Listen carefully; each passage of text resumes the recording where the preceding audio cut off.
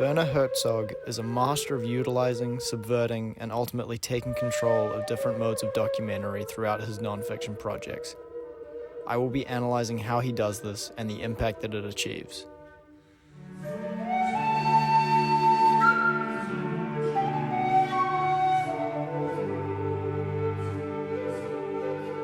It's dead material. You have to interfere. You have to roll up your sleeves. You are filmmakers. You are shaping films.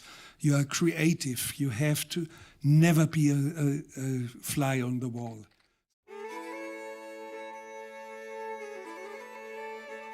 In his films Grizzly Man and Cave of Forgotten Dreams, 3 different modes of documentary are present: expository, observational, and participatory. These 3 modes are arguably the backbone of documentary filmmaking. The expository mode mainly consists of footage shot or compiled without the director's presence being directly felt.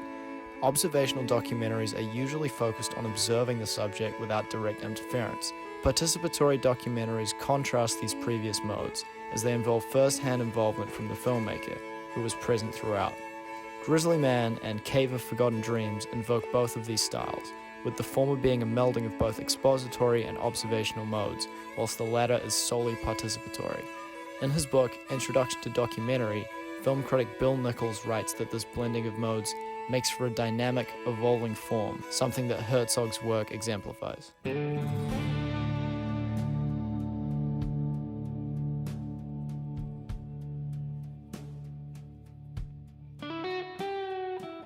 Herzog's 2005 documentary, Grizzly Man, is about Timothy Treadwell, a man who chose to live in the Alaskan wilderness amongst wild grizzly bears as he thought they needed protection from the outside world.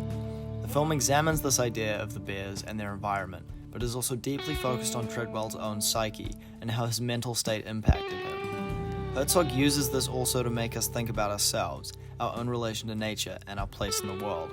Grizzly Man is predominantly comprised of Treadwell's own footage, much of which he shot alone in the wilderness. This is an example of expository documentary filmmaking, as we are being directly presented information in the form of Treadwell's footage and audio.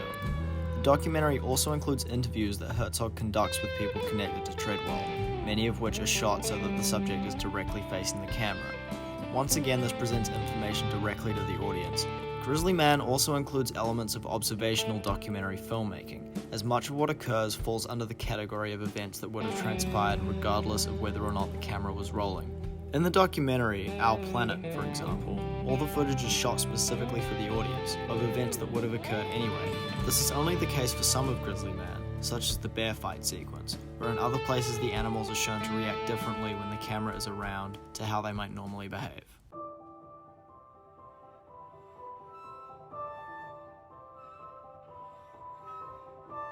Herzog's 2010 film, Cave of Forgotten Dreams, focuses on Chavot Cave, where some of the oldest discovered human paintings are located.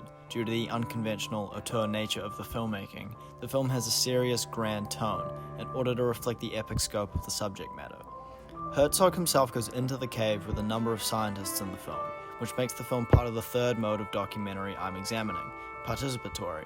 While this style is somewhat present in Grizzly Man, specifically in the interviews Herzog conducts, it is far more prominent here. He personally examines the cave paintings, personally interacts with the interviewees, and is visually shown doing this throughout the film. This connects to a quote from writer Eric Ames about documentaries as a whole. Landscape should convey a sense of sight where individual and collective identities are formed, where memories are shaped over time. Herzog's work in Cave of Forgotten Dreams personifies this, as through the participatory mode, he personally connects us to the events of the film. You have to never be a fly on the wall. So I keep saying of myself, I'd rather be the hornet that goes out and stings. Woo!